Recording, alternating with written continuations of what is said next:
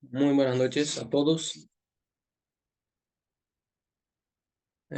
Confirma si todos están. Mi conexión se cayó. No sé si ustedes también pasó lo mismo y están ingresando otra vez.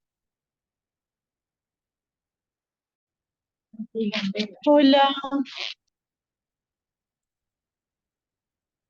Hola, buenas noches. ¿Se me puede confirmar si cayó la conexión de todos o la mía nomás? Así yo puedo empezar o espero un poco. La conexión de todos. Buenas noches, la Ah, conexión bueno, de todos. bueno, está bien. Espero así que ingrese entonces y empezamos.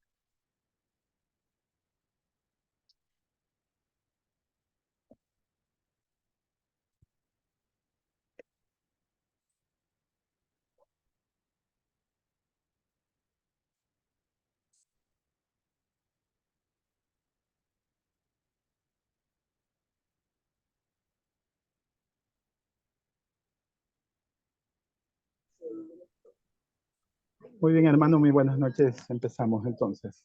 Gracias por ¿Empezamos? todo. Vayamos. Sí, adelante, hermano. Bueno, muy buenas noches. Muchas gracias por invitarme una vez más, por la confianza y por la dedicación en conocer la Santa Iglesia, ¿no? Entonces, es un tema bastante interesante. Para los que no me conocen todavía, me presento. Yo soy el hermano Eduardo de la Fraternidad San Pablo Apóstol. Y como dijo el hermano Juan, yo soy de Brasil. Así que si ustedes no entienden algo, pueden estar preguntando o puede guardar para preguntarme al fin de la charla. No hay ningún problema. Bueno, eh, el tema del secretismo religioso, ¿no? El secretismo, la palabra secretismo, nosotros atribuimos a cualquier práctica religiosa que proviene de una infusión a otra, ¿no? Una religión a una otra, de la infusión de una religión a una otra religión. Nosotros lo damos este nombre de sincretismo, que viene de sincretizar, de unir para hacer una sola cosa. Diría yo que en este tema hay niveles, ¿no? Hay niveles de secretismo. Eh, Hay secretismo donde hay el cambio total de la identidad de una religión y hay el secretismo donde se cambia partes parte de un todo, ¿no? Eh, y también podría decir que hay secretismo que cambia pequeñas partes o partes insignificantes de un todo. Y dentro de esta sincronía, podríamos decir que muy sutilmente o muy difícilmente hay una parte buena, me diría yo, el buen secretismo, ¿no? El buen secretismo. Eh, pero vamos a escalar esta montaña, ¿no? Empezando del mayor. El secretismo total, eh, como tal, nosotros podemos conocer, por ejemplo, en Brasil, cuando vinieron los europeos y, bueno, la religión católica lo implantó en Brasil y luego después vinieron los africanos, ¿no? Y los africanos tienen varios dioses, ¿no? Para cada manifestación de la naturaleza hay una divinidad, ¿no? Y en cada parte había otra vez su divinidad para esta manifestación de la naturaleza. Me explico. Eh, Hay un río en una parte de África, en Angola, que lleva el nombre de un dios, ¿no? Porque saciaba a la gente de su sed. Y hay un otro río que está en otro país de África, en otro país de África, y ahí lo lleva un otro nombre, ¿no? De un otro dios, de una otra divinidad. Cuando esto vino a Brasil, bueno, los africanos eran comerciados, ¿no? Para Brasil. Y entonces, claro, venía gente de todas partes, de todo país, y venía con sus divinidades, ¿no? Entonces, cuando llegó en Brasil, los compradores de los esclavos no elegía, yo quiero de Angola, yo quiero de qué sé yo. No, lo que venga, venga, les compro como mercadería. Y entonces ellos, como eran personas, dialogaban entre sí y veía que, bueno, acá hay una divinidad, ¿no? Hay Ogún, hay Oshun, qué sé yo, ¿no? Entonces ellos iba uniendo esto, ¿no? Este Dios que es de las tempestades, que había una parte, no había otra parte, este Dios que es el Dios del agua y de los mares que hay en esta parte y no hay en esta parte, este Dios que, bueno, que es de los ventos, en fin, iban sí juntando, ¿no? Entonces, nosotros tenemos dos religiones, quizás también lo haya en el país de ustedes, pero nosotros en Brasil tenemos dos religiones que sí originaron en Brasil, que nacieron en Brasil, debido justamente al secretismo, porque por la unión de esto que trajeron, de varias religiones, eh, dieron origen a una otra religión, ¿no? Entonces, en Brasil nosotros tenemos Umbanda, y también tenemos el candomblé, que es bastante parecido por el hecho de ser de culturas de origen africanas, ¿no? Ambas religiones. Esto sería lo que digo, lo que yo lo nombro, ¿no? De un secretismo total, donde se cambió totalmente la religión que había en África y se dieron origen a una otra religión, con dioses similares, ciertamente, porque inclusive hay dioses o me entienda, ¿no? Lo que quiero decir. No es que yo cree más de un Dios, pero dentro de este ámbito de la creencia de ellos, que lo cree en estas divindades, ellos lo cree y lo actúa con un nombre, qué sé yo, Ogún, que es un río para uno, puede ser una planta para otro. ¿Me entendés? Y lleva el mismo nombre, es Ogún y Ogún, pero es Ogún que es el dios de las plantas y es Ogún que es el dios del río, ¿no? Eh, entonces, esto, cuando llegue en Brasil, hay un cambio total de la realidad por este proceso, ¿no? De que vino varias gente, de varias tribus, de varias partes de África, y cuando llegaron fueron dialogando y bueno, y sin una intención propiamente de fundar una nueva religión, se dio origen a una nueva religión. ¿Sí? De tal manera que no fue intencional, por ejemplo, que si hay la cultura del candomblé en otros países de América o en otros estados de Brasil, que sé yo, Río de Janeiro, Bahía, San Pablo, puede haber dioses, entre comillas, ¿no? Cultuados en estas partes que no son cultuados acá, justamente porque no fue algo intencional, fue algo que fue surgiendo, ¿no? Y hasta hoy se transmite de generación en generación como como una tradición religiosa y que uno siempre va descubriendo más, ¿no? Siempre va descubriendo más y como es algo natural, se va surgiendo más, porque la naturaleza no se cansa de manifestarse, ¿no? Y hay cosas que nosotros hasta ahora vamos descubriendo en la naturaleza y que ellos lo necesitan nombrar con una divinidad.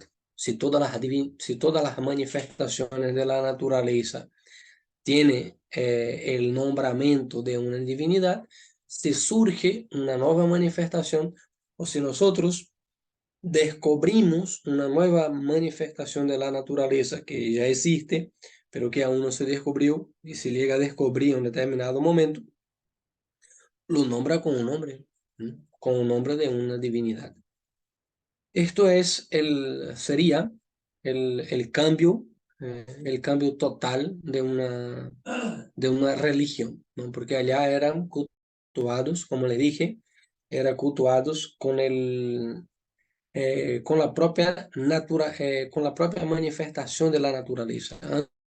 Los rayos, un dios, la lluvia, un dios, y cuando esto llegó a Brasil, bueno, ahí lo tendrá sus manifestaciones también de secretismo, que, bueno, para esto no nos afecta porque lo dio origen a una otra religión, pero sí, como les dije, no nos afecta directamente este cambio, ¿no? Este cambio no nos afecta directamente como religión cristiana,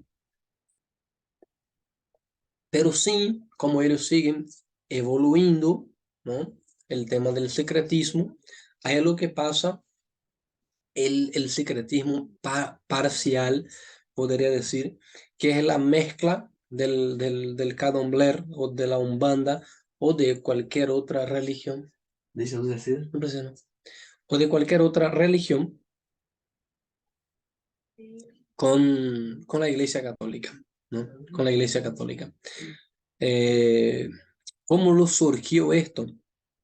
Bueno, América, la América Latina en general fue evangelizada por los cristianos, no por los católicos cristianos. Pero vino muchos trabajadores, como nosotros lo sabemos, principalmente en el caso de Brasil, de África, ¿no? De África.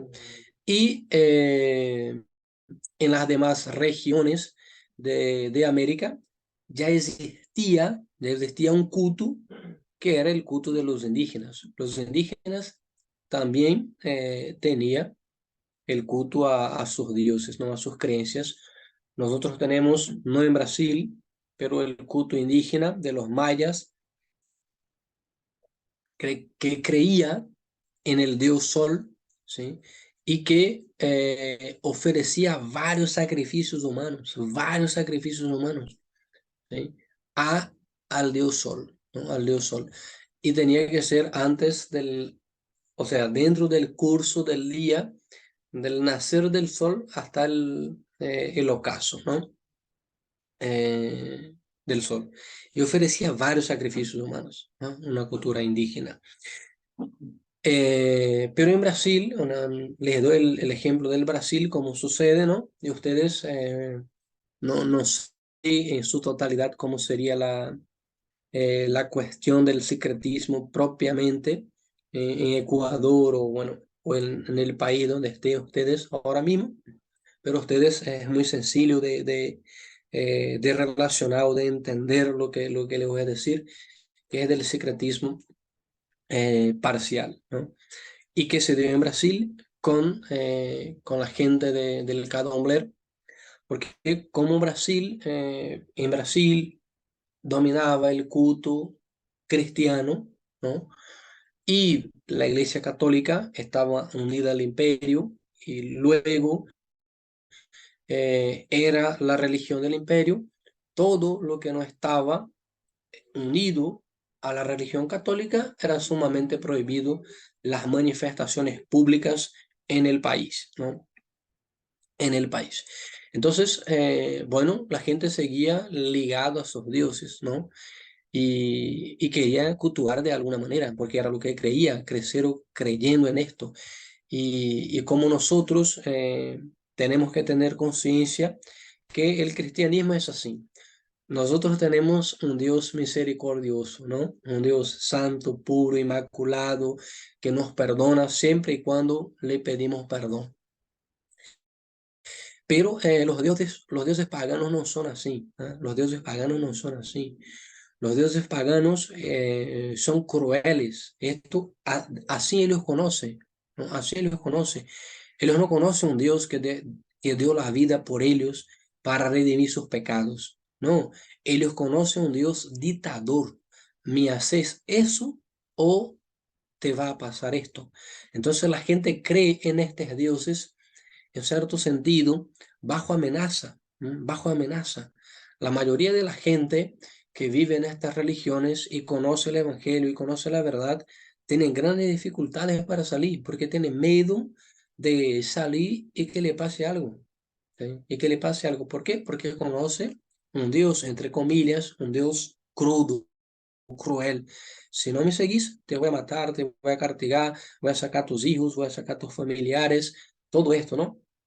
Entonces, la gente, por supuesto, venía con esta mentalidad y llegaba, bueno, tenés que ser cristiano, y decía, bueno, pero Ogún, Oshun, Oshosi, me va a hacer esto, me va a hacer aquello. Entonces la gente tenía una gran traba para aceptar el cristianismo y aun cuando aceptaba el cristianismo, tenía un cierto peso de conciencia como que tengo que cumplir esta deuda con este Dios pagano, por más que no lo decía así, ¿no? Pero tengo que cumplir mi deuda con esto porque me ayudó en su determinado momento, ¿no? El río me daba agua cuando yo tenía sed. Entonces yo tengo que cumplir mi deuda, por decirlo así, con este Dios, ¿no? O esta planta me sanó cuando estaba enfermo y esta planta es un Dios. Tengo que cumplir mi deuda con este Dios, haciendo este sacrificio o prestándole culto de alguna manera. Entonces la gente tenía mucha dificultad, ¿no? Entonces lo que hizo, bueno, había dos opciones. O si presto el culto públicamente, los señores y los coroneles me van a matar porque acá la religión es cristiana, ¿sí? Y si dejo de prestar el culto, el Dios me va a castigar. Entonces no había salida. O presto el culto y muero, o no presto el culto y voy a morir también. Entonces, por eso empezó la gente, los esclavos, a relacionar los santos de la iglesia católica con los orishas, ¿sí? Los dioses paganos, ¿no? Los demonios. Ahí entró la gran mezcla, ¿no? Donde cada orixá, en el caso de Ogún, en Brasil principalmente, está relacionado a San Jorge, ¿no? Que es San Jorge, un santo guerrero de los primeros siglos de la iglesia, y eh, Oshun, si no me engaño, si no me falla la memoria, está relacionado con que es un dios guerrero que está relacionado a San Jorge.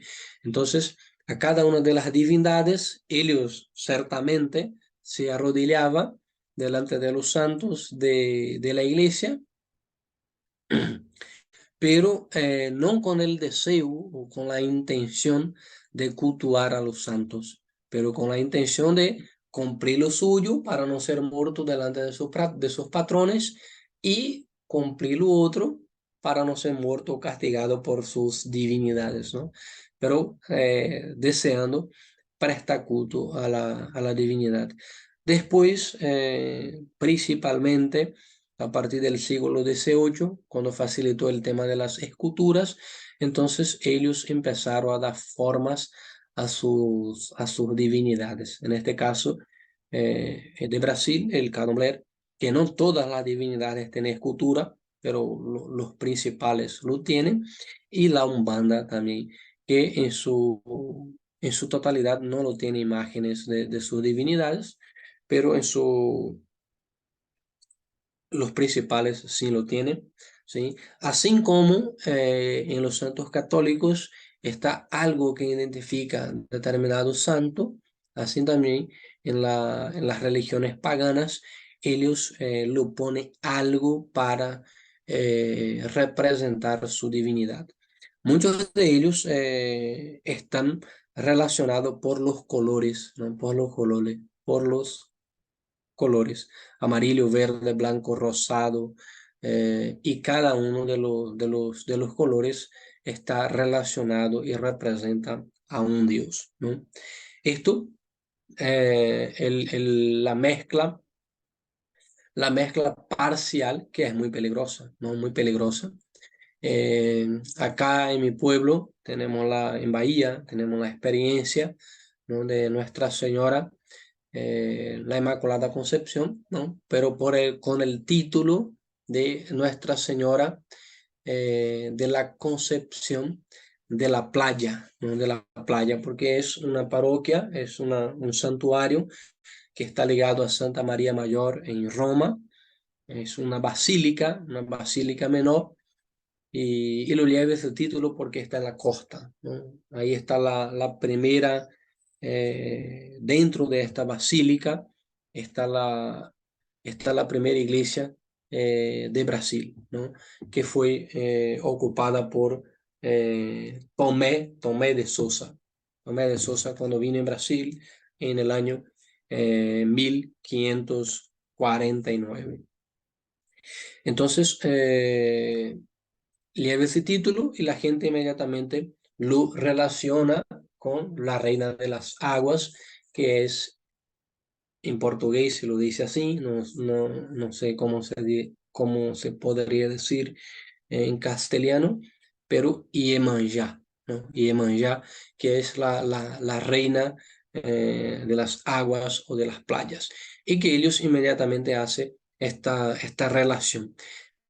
Entonces, en el día de la fiesta, la gente, o sea, los católicos, va a prestar culto a Dios, y presta honor a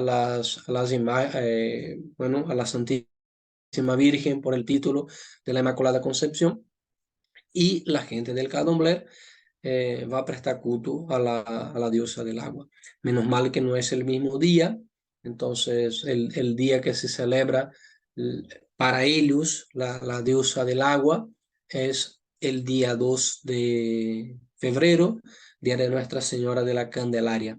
Entonces no coincide con el día de esta basílica, pero la fiesta de la basílica es algo que la gente que viene de afuera y que no tiene contacto con esto, tendrá un shock de realidad, porque está el obispo celebrando y los payés afuera, ¿no? Haciendo sus rituales afuera de la iglesia. Y bueno, y uno va a decir, bueno, ¿qué es lo que pasa acá? ¿Verdad? ¿Qué es lo que pasa acá? Al punto, les cuento, al punto que el obispo normalmente celebra la misa de la fiesta patronal, y luego após de la misa lo hace la bendición en los objetos religiosos, las imágenes, llave de la casa, del auto, qué sé yo. Y en el momento de bendecir, bueno, pide para que todos alcen sus imágenes, ¿verdad? Y en el momento de bendecir hace una descripción. Todas las imágenes que representan a los santos que están en la presencia de Dios. Los bendigo en nombre del Padre y del Hijo. Porque bueno, allí vos encontrás de todo, ¿no? De todo. Encontrar las imágenes de los santos y las imágenes de los orixás y de los demonios, de los dioses paganos, ¿no? Entonces, es muy peligroso. Por supuesto que lo puede haber otros tipos de secretismo mayor y más pervertido, podría decir yo, que este, y con otras religiones, ¿no? Con otras religiones. Después está el sincretismo de cosas menores o parciales. Bueno, esto, para concluir esta parte que les comenté, entonces, bueno, es una locura, ¿no? Porque vos te vas en la iglesia católica y la gente lo invoca. eh, para la gente de poca formación es una locura, porque te vas en la iglesia católica y la gente invoca a San Cosme y San Damián, la gente invoca a San Jorge, la gente invoca a San Expedito, a Santa Bárbara y Santa Lucía, y después la gente del Candomblé también lo tiene en sus imágenes, pero lo invoca con otro nombre, ¿no? Santa Bárbara, por ejemplo, está sumamente ligada o relacionada a Yansan, que es un demonio o un dios pagano, ¿no? Que está atribuido al dios de los rayos y tempestades, ¿no? Y Santa Bárbara es la patrona o la protectora contra los rayos y tempestades. Entonces ellos relacionaron según aquello que tenía en relación a sus divinidades, ¿no? Por eso es muy peligroso, y porque adentra en el cristianismo de modo sutil, y para la gente de poca formación lo agarra como bueno, ¿no? Como bueno, de, al punto que los cristianos de poca formación vienen a la iglesia y después se van a las reuniones del candomblé sin ningún problema, porque para ellos es como si está en el mismo lugar, ¿no? O la misma cosa, ¿no? O la misma cosa. Entonces es de gran peligro y muy ofensivo a Dios, ciertamente. Y esto puede pasar con otras religiones, ¿no? Les cuento la realidad del candomblé, pero puede pasar con el budismo, con el espiritismo, sin que es muy peligroso,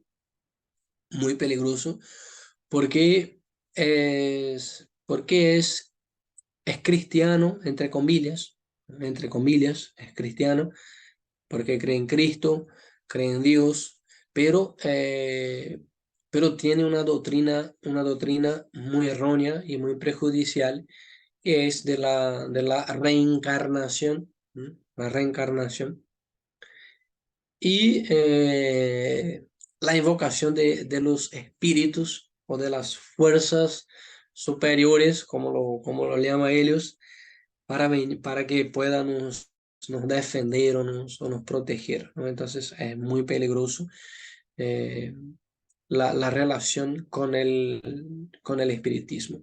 Sin contar la gente de la masonería, en su gran mayoría, lo hay que decir, es por maldad, ¿no? Es por maldad, porque los masones tienen como regla tener una otra religión para profanar, para defamar, para, para denegrir, y la gran mayoría lo, lo abraza la Iglesia Católica, no porque es más fácil, ¿ah? No porque es más fácil, porque, pero sí porque el demonio sabe que es la Iglesia verdadera y sabe que ahí está el Dios creador de todas las cosas, visibles e invisibles, en la Eucaristía, ¿ah? Después está donde podemos sacar el provecho del secretismo, que en poquísimos lugares.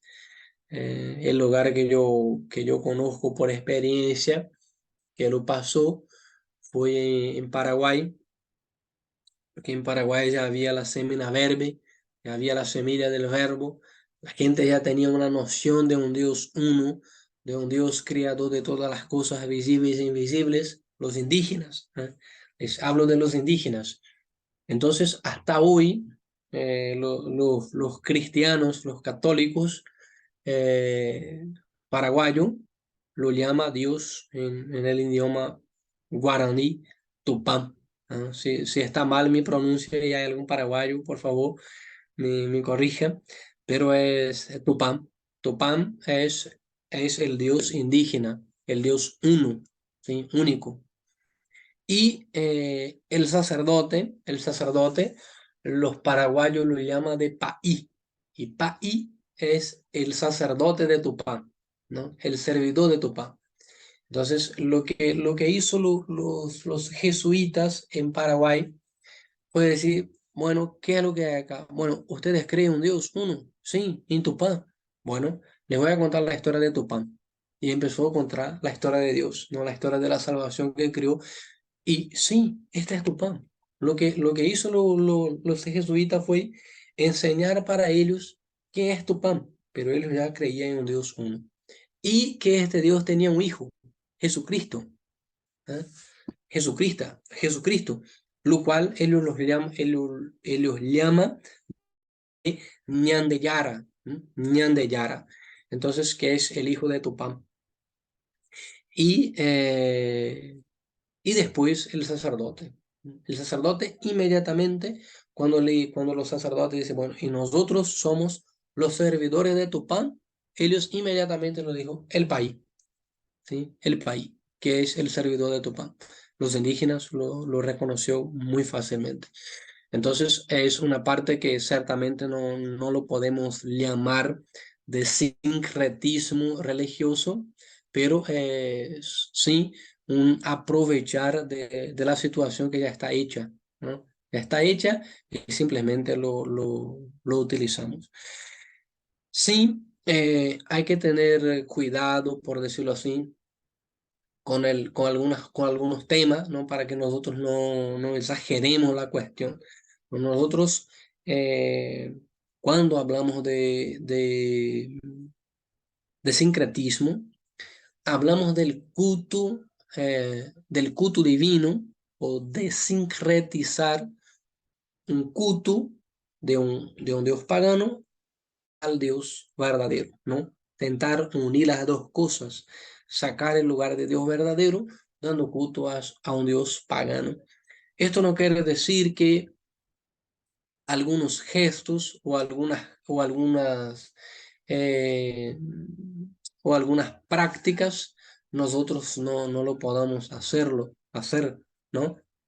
Les doy un ejemplo. Supongamos que los cristianos rezaban parado, ¿no? Rezaban parado. Y de repente pasa y ve uno de un banda que está rezando de rodillas, ¿sí?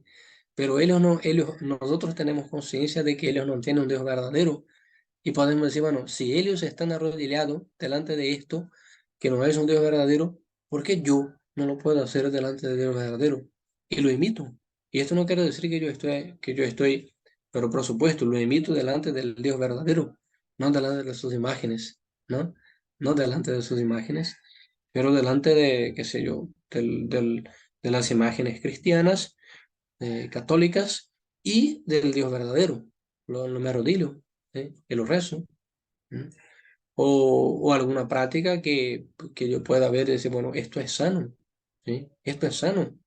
La gente, los de cultura pagana, ellos, por lo menos en sus países correspondientes, tienen la obligación de prestar culto al Dios una vez a la semana, sí o sí. No hay caso, tienen que prestar culto.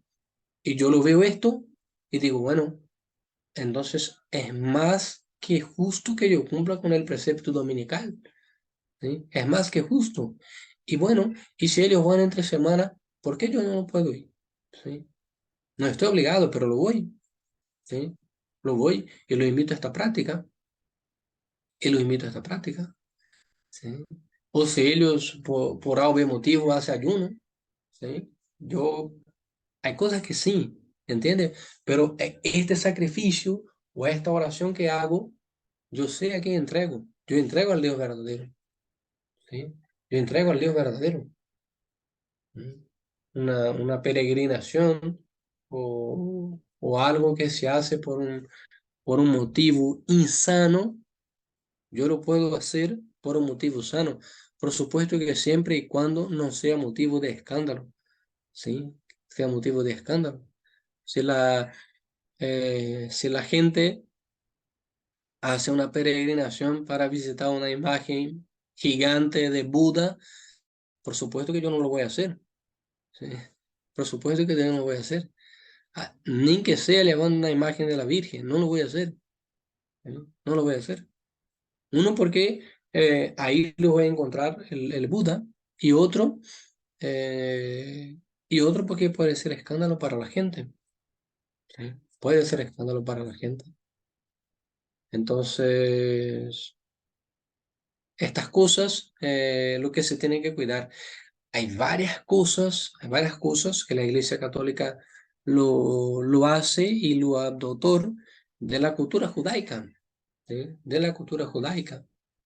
Varias, qué sé yo, el mismo, eh, podemos empezar de la estructura de la iglesia, que ante las iglesias antiguas, el sol, porque el altar, el sacerdote rezaba de frente para Dios, mirando al sacrario, ¿sí? Como algunos lugares se dice, de espalda para el pueblo, pero en realidad es de frente para Dios, mirando para el sacrario. Entonces la iglesia era construida de modo que el sol nacía o salía en eh, detrás del sacrario y el ocaso del sol era en la puerta de la iglesia, ¿sí? Porque nosotros sabemos que donde el sol nace, apunta el oriente, que es donde Cristo, donde Cristo nació, ¿no? Donde Cristo nació. Entonces las iglesias eran todas miradas con su altar mirando al oriente, ¿no? Al oriente. Por eso que la misa se dice ad oriente, mirando al oriente, que es eh, donde nació Jesucristo, en Oriente. Entonces, y desde los gestos que hace el sacerdote, muchos de ellos, cuando no se trata de un gesto puramente cristiano, el signo de la cruz o algo así, eh, hay muchas prácticas que vienen de la cultura judaica. La ornamentación que utiliza el sacerdote es una ornamentación del pueblo judío, ¿sí? Que, por supuesto, no cualquier pueblo, pero de los levitas, de los sacerdotes que tenía que usar en el Antiguo Testamento, ¿sí? Para se acercar al Santo de los Santos, para celebrar el sacrificio, y que fue descrito y pedido así, tal cual por Dios, ¿sí? Por el mismo Dios. Entonces, está esa parte del sincretismo, donde sí puede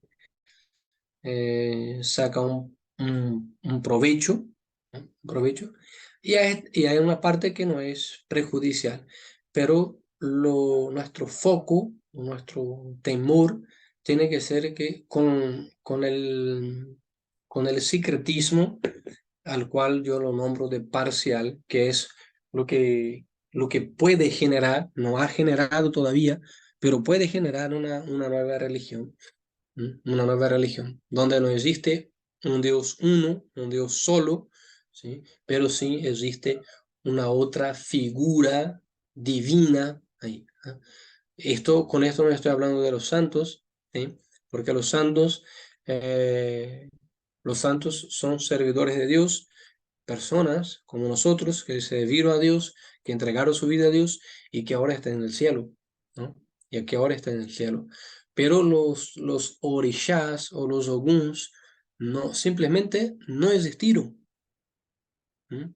No existieron. Es totalmente distinto de, qué sé yo, la gente en India cultúa a Mahatma Gandhi. Mahatma Gandhi existió, fue un hombre, ¿sí? O Buda fue un hombre, existió, ¿sí? Y que también es un culto pagano, ¿no? Un culto malo, insano, pero los dioses que vino de África, las divinidades que vino de África, no existen, simplemente nunca existieron, ¿sí? Son realidades de la naturaleza a los cuales ellos dieron nombre, ¿sí? Y por esta manifestación de la naturaleza, trae para ellos un beneficio o un maleficio, que si yo tenemos un río y el río te da agua, un beneficio, bueno, lo daba a nombre de un dios. Una planta medicinal te da un beneficio, bueno, lo pondría a nombre de un dios. Y el rayo, que puede ser un maleficio, pero ellos lo daban a nombre de un dios, ¿sí? Porque era temente a este prejuicio de esta divinidad, ¿no? Eh, Acá me parece que el tiempo, por lo menos de esta llamada, está terminando, así que eh, espero y después retornamos. Ahí les abro el espacio para las preguntas. Muy bien, hermano, está muy bien, gracias, Miguel. Entonces terminamos este espacio y entramos con el link, ¿no? Al nuevo espacio de 40 minutos. Por favor, salgamos, hermano. Gracias. Bueno.